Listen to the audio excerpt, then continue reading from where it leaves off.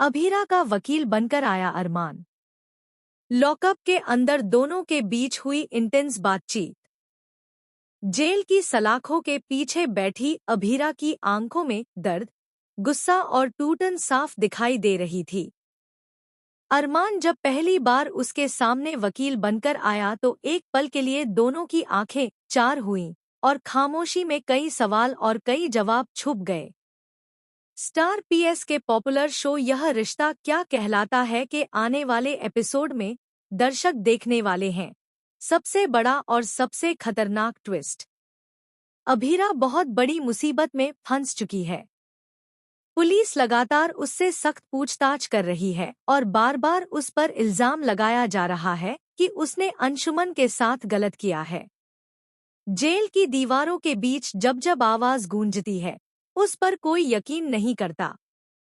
हर कोई उसे गुनहगार मान चुका है, लेकिन अंदर से वह जानती है कि सच्चाई किसी और ने छुपाई है। ऐसे समय में उसका सबसे बड़ा सहारा बनकर आता है खुद अरमान। वही अरमान जिससे अभीरा ने कभी अपनी जिंदगी जोड़ी थी, और वही अरमान जिससे वह सबसे ज्यादा दूर होना चाहती थी। पहले तो अभीरा ने ठान लिया था कि वह अपना केस खुद लड़ेगी और किसी पर भरोसा नहीं करेगी। लेकिन जब उसने अरमान को सामने खड़ा देखा, उसकी आंखों में मजबूती और सच्चाई की झलक दिखी, तो उसने अपने हाथ में रखा फॉर्म भरने से खुद को रोक लिया। अरमान के पास अब कई सवाल हैं, क्योंकि वह हर हाल में अभीरा को बेल दिलाना चाहता है। लेकिन उसके लिए यह तभी मुमकिन है जब अभीरा हर सच बारीकी से बताए। यह आसान नहीं है, क्योंकि हर एक बात को दोबारा याद करना, हर दर्दनाक लम्हे को फिर से जीना अभीरा के लिए किसी सजा से कम नहीं। काफी देर की खामोशी के बाद जब अरमान ने उसे समझाया तो अभीरा ने सच्चाई बतानी शुरू की। उसने बताया कि अंशुमन ने शादी के लिए इसलिए इनकार किया था क्योंकि उसे एहसास हो गया था कि अभीरा आज भी अरमान से प्यार करती है। वह चाहे लाख इनकार करे, लेकिन उसके दिल में अरमान की जगह कोई और ले ही नहीं पाया। अंशुमन ने यहाँ तक कह दिया था कि अगर शादी हुई तो वह सिर्फ एक समझौता होगी, इसलिए उसने कदम पीछे खींच लिया। लेकिन असली झटका तब लगा जब अंशुमन ने उस दिन अरमान को फोन किया। फोन की घंटी बजी, लेकिन अरमान ने कॉल रिसीव नहीं किया। उसी पल अंशुमन और अभीरा की जिंदगी का सबसे बड़ा मोड़ आ गया। और जब उसी दिन मंदिर में अभीरा ने अरमान और गीतांजलि को शादी करते हुए देखा तो उसकी पूरी दुनिया बिखर गई।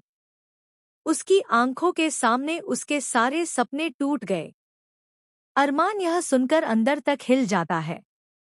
उसे याद आता है कि हाँ, शादी के दौरान उसने देखा था कि अंशुमन का कॉल आ रहा था, लेकिन उसने जानबूझकर फोन नहीं उठाया क्योंकि वह अपने फैसले में व्यस्त था।